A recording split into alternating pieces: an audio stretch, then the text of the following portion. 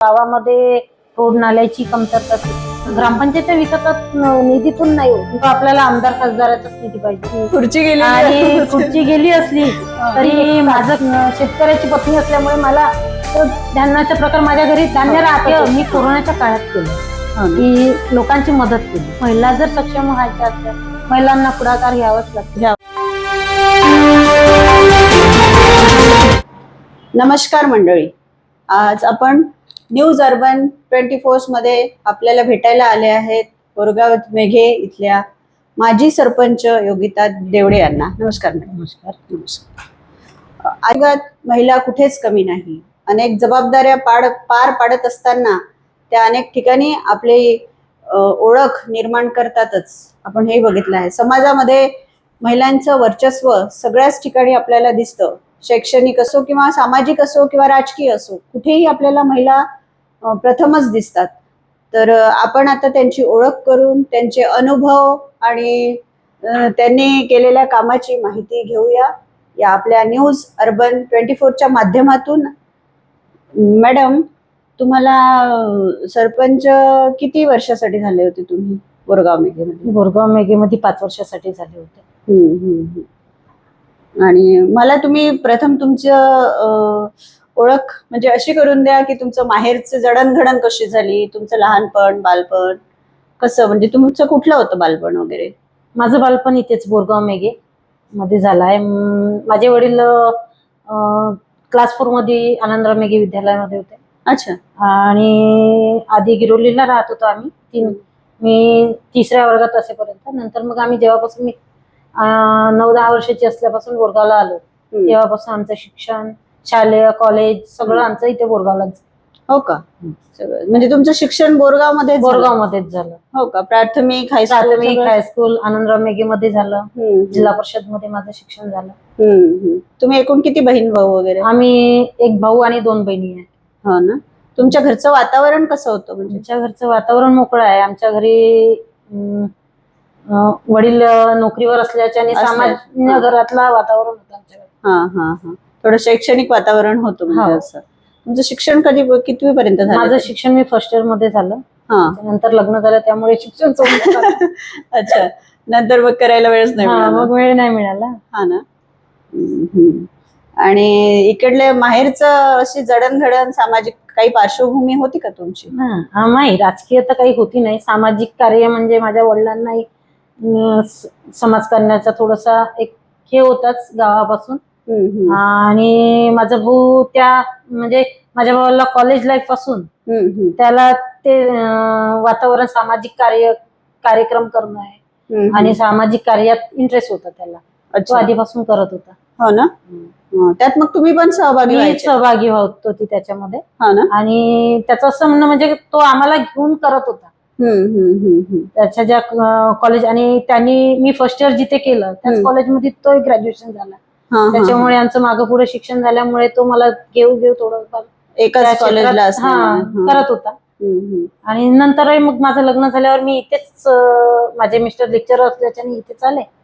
आणि मग माझं पुन्हा राहणं इथेच झालं बोरगावला. अच्छा. म्हणजे तुमचं सासर माहेर झालं म्हणजे बालपणापासून बालपण नाही तिकडे काही नाही आलं. त्यांच्या ड्युटीच्या नाही पुन्हा मी इथेच आली. त्याच्यामुळे माझं सामाजिक कार्य इथेच चालू झालं. भावाच्या पाठीमागे मी थोडंफार. माहेरची सामाजिक पार्श्वभूमी होती तर तुम्हाला काहीच हरकत नाही? माझ्या माहेरची आहे. आणि राजकारणात यायचा निर्णय कसा घेतला तुम्ही? असं काय झालं की तुम्ही म्हणजे आपण यावं किंवा त्याची काय पार्श्वभूमी, कसं काय? राजकारणात येण्याचा विषय म्हणजे माझा आमच्या इथे सामाजिक कार्य सगळ्यांचा म्हणजे असा उद्देश राहायचा. कुणाला धावून जायचं, कोणाचं म्हणजे कोणाला दवाखान्याचं काम पडलं, कुणाचं काही हे करण्याचं माझ्या भावाची वृत्ती. त्याच्यामुळे आमची त्याच्या मागे मागे आमचा तर एक होताच. आणि राजकीय म्हटलं तर आता आमच्या वार्डात लोकांची अशी इच्छा होतीच. काही लोकांनी असं म्हटलं की बा उभा राहा कोणीतरी. मग सगळ्यांचं असं म्हटलं का तू राहा, म्हणजे उभी राहा बा तू. म्हणजे तसा तुमचा जनसंपर्क चांगला होता वार्डामध्ये. माहेर सासर येत असल्याच्याने वार्डामध्ये माझं म्हणून मी पहिल्यांदा मेंबर साठी उभी राहिली. लोकांच्या आग्रहास्तव घ्यावा बा एक चान्स म्हणून राहिली. एक मेंबर म्हणून मी निवडून आली अरे वा. पहिल्याच याच्यात. त्याच्यानंतर मेंबर म्हणून निवडून आल्यावर भरघोस वोटिंग मी आली. असं काही नाही, मला सगळ्यात जास्त वोटिंग पडले. आणि त्याच्यानंतर मग आता योगायोगाने काही मेंबर मिळाले, सरपंच बनण्याचा हे आला, योग आला. आणि मग माझा राजकीय प्रवास सुरू झाला. राजकीय म्हटल्यावर संघर्ष आलाच. महिलांना जास्त झाला. एक महिला आणि माझ्या 26-27च्या वयात मी राजकीय क्षेत्र सुरू केलं. अरे वा. सरपंच म्हणून काम करताना तुम्हाला सर्वात अभिमान वाटलेला असा कोणता क्षण आठवतो का? मला सरपंच बनून मी ज्यावेळेस सरपंच बनली त्यावेळेसचा कालावधी तर असा होता का महिलांना जास्त करून ग्रामपंचायत मध्ये एंट्री नव्हती. महिला बचत गट झाले, अंगणवाडी सेविका झाले, त्यांच्या मिटिंगा घ्यायला त्यांना खूप विचार येत होता कुठे घ्यायचा. मग मी बचत गटाच्या मार्फत महिला माझ्याकडे आल्या, ताई आम्ही तुमच्या ग्रामपंचायत मध्ये मिटिंग घेऊ का? कारण बाकीच्या आम्हाला घेऊन येतात, मेंबर आधीपासून घेऊन होते ते. मग मी महिलांना कुठेतरी ग्रामपंचायतचा मार्ग मोकळा करून दिला. महिलांच्या समस्या, महिलांच्या, मग मी महिलांसाठी संक्रांतीचा कार्यक्रम ठेव, महिला दिनाचा चांगला असं म्हणजे हळदी कुंकाचा कार्यक्रम म्हणून मी एक स्टेजवर चांगला कार्यक्रम घेतला. महिला दिनानिमित्त चांगले वक्ता बोलवले होते. आणि असं करता करता मग मी ग्रामपंचायत मध्ये महिलांची एंट्री सुरू केली. तेव्हा कुठं आपल्या गावातीलही महिला माझ्या गावातल्या सक्षम होऊन राहिल्या होत्या. आणि बचत गटाच्या मार्फत जसा बचत गट ग्रामपंचायतच्या अंडर मध्ये आले, बचत गटाच्या मिटिंगा होत गेल्या, मग लोकांपर्यंत ते पोहोचत गेलं. महिलांना एक चांगला मेसेज मिळाला. आणि एक महिला असल्यामुळे त्यांनाही तिथे यायला थोडस व्यवस्थित वाटत होतं. त्या त्यांच्या समस्या महिलांसाठी मी ग्रामपंचायत एक त्यांच्या काही अडचणी आहे त्या सांगण्याकरता मी ग्रामपंचायत त्यांच्यासाठी मोकळी करून दिली होती. तुम्ही महिला सरपंच असल्याचा त्यांना फायदा झाला. तुम्हाला पण त्याचा फायदा झाला आणि त्यांनाही त्यांचा फायदा झाला. कारण मी एक महिला असल्यामुळे मला 4 महिला मला सपोर्ट मिळायचा. बरोबर. आणि त्यांच्यासोबत जसं आता बाकींच्या सोबत बोलण्यापेक्षा त्यांच्या अडीअडचणी मला त्या जाणून घ्यायला बरं वाटत होतं. आणि एक महिला म्हणून माझं एक असं मनात असायचं की बा महिला म्हणून आपण महिलांसोबत जर काम केलं तर वेगळी हे होते. बरोबर आहे. असलेल्या खुर्चीचा आपण इतरांना लाभ मिळते. आणि कसं आधी महिला थोड्या मागे राहत होत्या. बरोबर. आज त्या कालावधीपासून महिला तर समोर येणं सुरू झाल्या. कुठेतरी गावातल्या महिला सक्षम झाल्या, बचत गट वाढले. पुन्हा त्या महिलांना असे जागा मिळाल्यामुळे ते त्यांचे कार्यक्रम घेऊ शकत होते. त्याच्याने त्यांच्या सगळ्यात गट वाढत गेले. आणि आज हे, आणि त्याच्यातच मग मी आमदार साहेबांना महिलांचा असा एक विषय होता की बा इथे जागा कमी पडते तर महिला सभागृह द्या. तसाच एक प्रस्ताव करून आम्ही आमदार साहेबांना दिला. तर आमदार साहेबांनी तो प्रस्ताव मंजूर करून आज महिला सभागृह दिलं होतं. ते आता 2 रूमचं दिलं होतं व्यवस्थित. महिलांना त्यांची जागा मिळाली. हक्काची जागा त्यांना मी उपलब्ध करून दिली. आणि त्या महिलांचंही त्याच्यात योगदान आहे, आमचंही ग्रामपंचायतचं योगदान आहे. आणि असं करून आम्ही त्यांना ते त्यांची हक्काची जागा दिली. म्हणजे ग्रामपंचायत मध्ये अडचण नको आणि त्यांना त्यांचं कार्य चांगलं करा. आज ह्या एका उद्देशानं महिला सक्षम झाल्या बचत गटामुळे. आणि त्यांचे काही कार्यक्रम आहे, चांगले चांगले कार्यक्रम त्या तिथे घेते. त्या माध्यमातून तुम्ही घेत गेले. तुमचं म्हणजे घरचं आणि पूर्ण ग्रामपंचायतचं एक ताळमेळ तुम्ही कसं बसवता? कारण राजकीय क्षेत्रात एखादी महिलांनी असणं म्हणजे 24 आवर्स समोरच्याला देणं असंच ना. मग ते हे सगळं तुम्ही सर्कस कशी चालवली? त्यावेळेस माझी मुलगी 1.5 वर्षाची होती आणि मुलगा होता 4-5 वर्षाचा. पण मला माझ्या घरून खूप सपोर्ट. हा ना. माझ्या मुलाला माझी आई सांभाळायची, मुलीला सांभाळायची. माझ्या मिस्टरांनी मला खूप सपोर्ट केला. जसा मला माहेरचा सपोर्ट भेटला तसा त्यांचाही सपोर्ट मिळाला. आणि मला वेळ पडली रात्री 10-10 वाजता जावं लागेल. सकाळी कधी 7 वाजता, रात्री 2-2 वाजता लाईन गेली तरी फोन यायचे. हम्म. पण तो कालावधी मला जर त्यांचा सपोर्ट नसता हम्म. आणि त्यांचा विश्वास नसता तर मग मी तो कालावधी खूप कठीण गेला. आणि तो काळ माझ्यासाठी खूप कठीण होता. एक हम्म. महिला म्हणून खूप कठीण होता. कारण इथे महिलांचं काम करणं म्हणजे कसं आहे, पुरुष असले सगळे संगोपनानं करून घेते, हम्म. पण महिलांसोबत काम करायचं म्हटलं तर कुठंतरी पुरुषी अहंकार आड येतोच. हम्म. आणि इथे जुनं राजकारण भरपूर, हम्म. जुने राजकारणी भरपूर, त्यांना त्याचा महिला, कसा अनुभव आला तुम्हाला?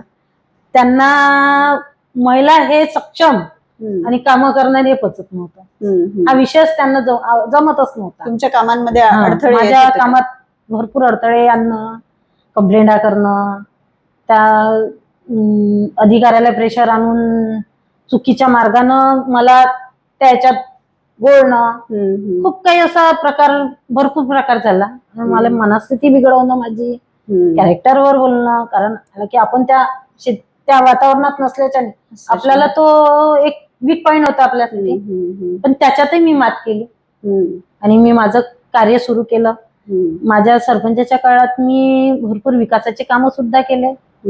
मी मशानभूमीची वॉल, कंपाऊंडचं ते पूर्ण हे केलं. पुन्हा तो कचऱ्याच्या विल्हेवाट बरोबर आहे. माझ्या कालावधीतच ग्राम स्वच्छता अभियानाचा 3रा नंबर बोरगावचा आला. हो का? आणि मी त्या कालावधीत पुन्हा एक झोपडपट्टी बसत होती आपल्या मशानभूमीच्या जवळ, जिथं ग्रामपंचायतचा कचरा जात होता. तो डम्पिंग यार्ड सारखं होतं. डम्पिंग यार्ड सारखं होतं, मिनी डम्पिंग यार्ड समजा. ओके. तर तिथे साफसूफ करून आम्ही असा विचार केला होता का कचरा बाहेर जायचा. तर लोकांनी तिथे वस्ती सुरू केली होती. ते वस्ती मी हटवली, कारण पहिलेच झोपडपट्ट्या जास्त, त्याचाच विकास होऊन नाही राहिला. मग हे नवीन बनवून का करायचे? तो एक विरोध घेतला. त्याच्यासाठी मला एवढा त्रास झाला, मानसिक त्रास झाला, तरी मी ते झोपडपट्टी नाही बसू दिली. तोही मी एक विषय मार्गी लावला की गावात पुन्हा एक झोपडपट्टी नको बा. 4-4 झोपडपट्ट्या पहिलेच होत्या, पुन्हा एक त्याच्यात भर नको, म्हणून मी ते एक धाडसी निर्णय घेतला. तो निर्णय घेताना मला कठीण होतं, कारण गावातले काही राजकारणी त्यांच्यासोबत होते. पण मी पोलीस प्रोटेक्शन हे ते करून, ग्रामपंचायत सदस्यांनी तेव्हा मला साथ दिली. ते सगळं करून आम्ही ते झोपडपट्टी तेव्हा अटकली. पुन्हा एक विषय झाला, आपल्या इथे गाळे आहे, इथे गंगाई आहे, ते 14 गाळे आहे. त्या गाळ्याचं प्रकरण एवढं भारी होतं का तिथे ते गाळे दुसऱ्याचे, ते यांचेच, तो मालकाचा आता पत्ता नव्हता, काही नाही. तिथे जे आता माफिया, म्हणजे आता कसं आहे, जे आता या विक्री खरेदीच्या संदर्भात हे करतात आणि चुकीच्या पद्धतीनं ते त्यांना घेण्याच्या, म्हणजे आता भूमी माफियाच म्हणा त्यांना, ते त्यांच्याकडून हिसकावण्याच्या तयारीत होते. त्यांनी सगळं कागदपत्र हे ते कुठे सगळं प्रेशर आणून करण्याची तयारी केली. पण मी त्यांच्यासोबत राहिली शेवटपर्यंत. मग त्यांच्यासाठी त्यांनी भरपूर प्रयत्न केले. त्यांनी सगळे कागदपत्र, पटवाऱ्या सगळं बनवलं होतं. इव्हन असं वाटे का ते गाळे यांचे नसून त्यांचे आहे. पण मी गावाचा एक मार्ग पकडला, मी गावातल्या लोकांच्या सोबत राहिले, मी विरोध पत्करला. माझ्याविषयी एवढा, आणि ते काही कमी लोक नव्हते, चांगले पोचलेलेच होते, तरी मी त्यांचा विरोध पत्करून मी गावाच्या साईडने राहिले. मी वारंवार नेहमी माझ्या माझ्या जेवढ्या ह्या कालावधीत मी फक्त गावाच्या साईडनं राहिले. त्याच्यासाठी मला त्रास झाला तरी मी तो सहन केला. तर मी गावातल्या युवकांच्या साईडनं राहिली. त्यांच्यावर कोणती अडचण आली तर रात्री बेरात्री मी त्यांच्यासाठी सुद्धा धावले. मॅडम, गाव म्हटलं की सगळ्यात महत्वाची असते शाळा. तुमच्या गावामध्ये शाळा चांगली होती का, की त्याच्यासाठी तुम्हाला वेगळे काही प्रयत्न करावे लागले मुलांच्या शिक्षणासाठी, किंवा बाहेर मुलं जाऊ नयेत शिक्षणाला, त्यांना काही बाहेर जायला त्रास होऊ नये याच्यासाठी? नाही, गाव आता आपलं तर शहराला लागूनच आहे, हा विषयच नाहीये. आणि मुळात जे सामान्य कुटुंबातले मुलं आहे त्यांच्यासाठी म्हणून आपल्या शाळा चांगल्या, म्हणजे सामान्य म्हटलं तरी चांगल्या कुटुंबासाठी आनंदराव मेघे ही शाळा चांगली आहे. 10वी 12वी पर्यंतचं शिक्षण चांगलं आहे तिथे, MCMC आहे. आणि आता समोरच्या शिक्षणासाठी बाहेर जावंच लागतं. आणि आपण सिटीला लागून आहे. त्याच्यामुळे आम्हाला शिक्षणाच्या मार्फत तर तेवढा काही फरक नाही पडला. पण आपले आज स्कूल आणि जिल्हा परिषद ह्या सगळ्या सोयीस्कर आहे शाळा. तुमच्या कारकिर्दीमध्ये गावामध्ये सोयी सुविधा होत्या का, की त्या बेसिक सोयी सुविधा पण तुम्हाला निर्माण कराव्या लागल्या असं? नाही, आधी आमच्या गावामध्ये रोड नाल्याची कमतरताच होती आणि भरपूर अशा सोयी नव्हत्याच. होत्या पण समोर समोर होत्या. मागच्या जे लेआउट आहे कोणते आहे त्याच्यामध्ये खूप कमी होत्या. मग मी माझ्या काळापासून ग्रामपंचायत मधून काही निधी, काही आपले भावी आमदार आजचे पालकमंत्री पंकज भोयर यांच्या काही विकास निधीमधून असे करून त्यांचा खूप सपोर्ट लागला गावाला, की त्यांच्या विकास निधीमधून गाव एवढं बदललं. आज प्रत्येक रोड नाल्या होऊन आहे आपल्या गावात. आणि आमच्या गावाची जे सुविधा आहे ते त्यांच्यामुळे भरपूर अशी म्हणजे गावात ओपन प्लेस सुधारले. जसे ओपन प्लेसला वॉल कंपाऊंड, कोणच्या योगा शेड असे करता करता आज गाव भरपूर विकासाच्या याच्यावर. आणि आता काहीच एरिया आहे असे का जिथे काही काही भागात थोडेसे रोड राहिले, नाही तर आपल्या बोरगावात रोड नाल्यांची सुविधा भरपूर झाली आहे. बरोबर. मेन कुठल्याही गावाला मोठा निधी मिळाल्याशिवाय त्याचा विकास होत नाही. कारण ग्रामपंचायतच्या विकासात निधीतून नाही होत. नाही, तो आपल्याला आमदार खासदाराचाच निधी पाहिजे. आणि त्याच्यामुळे भाऊचे आमदार साहेबांचे एवढे म्हणजे गावावर प्रेम की त्यांनी बोरगावसाठी भरपूर काही असा निधी उपलब्ध करून दिला. आणि गावाला एक म्हणजे जे वॉल कंपाऊंड दिले त्या ओपन प्लेसला, अंगणवाड्यांना, तर त्याच्यामुळे कसं मुलांना खेळायला सोयीस्कर झाले. काही खेळणे आणून दिले, काही योगासाठी व्यायामाची सुविधा करून दिली. अशा प्रकारे त्यांच्या निधीतूनही गावाचा खूप सारा विकास झाला. आणि पुन्हा एका प्राधिकरणच्या टाकीने होत नव्हतं गावात, पाणी पुरवठा कमी होत होता. त्याच्यामुळे रोडच्या या साईडनं गणेशनगर मध्ये टाकी असल्याच्या या साईडचा भाग त्याच्यामध्ये आणि सिद्धार्थनगर वार्ड नंबर 6 मध्ये भाऊंनी मला मी त्यावेळेस प्रयत्न केले. तिचे वार्ड मेंबर माझ्यासोबत होते, युनुस पठाण, आणि तेव्हा भाऊने आम्हाला त्या टाकीचा एक निधी उपलब्ध करून दिला. ती आज टाकी सुरू झाली. गावाला त्या एरियाला भक्कम पाणी मिळते. आधी पाणी पुरवठा होत नव्हता बरोबर. आज जलप्राधिकरणच्या 2 टाक्या गावात निर्माण झाल्या. तो मी त्याच्यासाठी खूप त्या ऑफिसमध्ये धिंगाणा हे करावं लागलं, पण त्या लोकांसोबत जाऊन मी केलं ते. आणि भाऊनी त्यासाठी मला निधी दिला. आणि आज त्या एरियांना पाणी, त्या झोपडपट्टी एरिया आहे सिद्धार्थनगर, तिथं पाणी आज प्रत्येक ठिकाणी पाणी गेलं, उंचावर खाली सगळेच. आज त्यांना पाण्याचा प्रॉब्लेम दूर झाला समजा. अच्छा. कालकिर्दीत तुमचे काही चांगले क्षण असतील, जसं तुमचं इंटरनॅशनल मॅगझिनला आलेला आर्टिकल, त्या संदर्भात काही सांगाल का मला?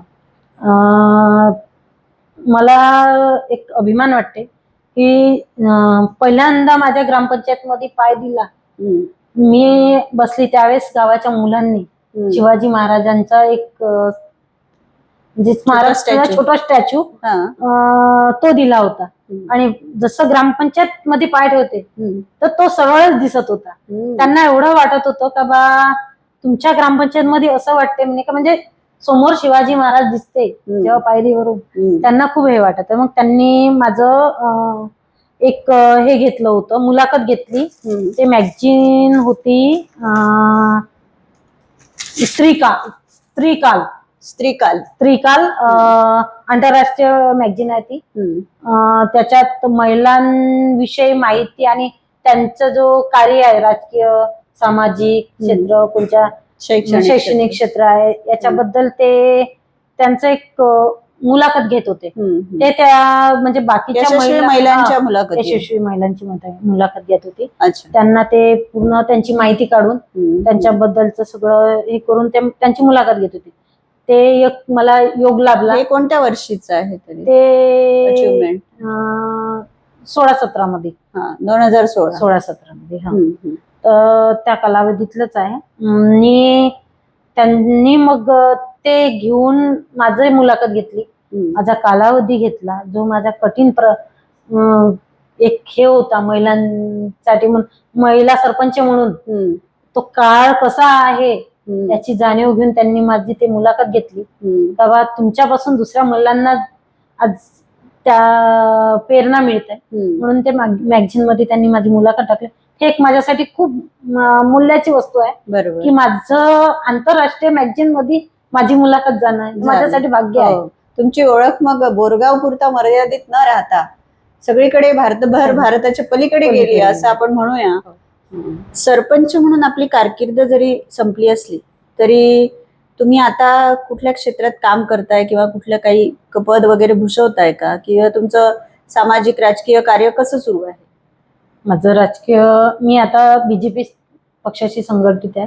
मी सावंगी मंडळाची सरचिटणीस म्हणून काम करते. अच्छा. आणि माझं गावाच्या आणि याच्या दृष्टीने राजकीय दृष्टीने मी बीजेपी या पक्षात जुडली तेव्हापासून माझं काम मी पक्षाच्या लेवलवर गावातले विकास कामे, गावात कुठे म्हणजे पक्षाच्या माध्यमातून कुठे कोणते काम आणणे किंवा पक्षाच्या बैठकी या याच्यातून मी कार्य माझं सुरूच आहे. आणि पक्ष संघटित करणे हा एक माझा एक उद्देशानुसार मी पक्षाचं काम करते. आणि पक्षाच्या बैठकी हे करून आणि पुढच्या निवडणुकीच्या संदर्भात चर्चा या संदर्भात मी गावाचा एक फॉलोअप घेत राहतो. अच्छा अच्छा. म्हणजे महिला संघटन बळकट करण्याची तुम्ही जबाबदारी घेतली आहे? जबाबदारी घेतली भाजपच्या माध्यमातून. मी आता पुन्हा एका राजकीय क्षेत्रात प्रवेश केला. त्याच्यामुळे मी एक पदाधिकारी म्हणून पक्षाचं काम करते. अरे वा. आपल्याशी बोलताना त्यांनी त्या व्यक्तही केल्या आहेत. पुढील त्यांच्या कार्यकाळासाठी, पुढील त्यांच्या आयुष्यासाठी आपण शुभेच्छा देऊया. आणि हा कार्यक्रम इथेच संपला असे मी जाहीर करते. नमस्कार. सब्सक्राइब कीजिए हमारे चैनल को और बेल आइकॉन को दबाइए हमारी लेटेस्ट वीडियो सबसे पहले देखने के लिए.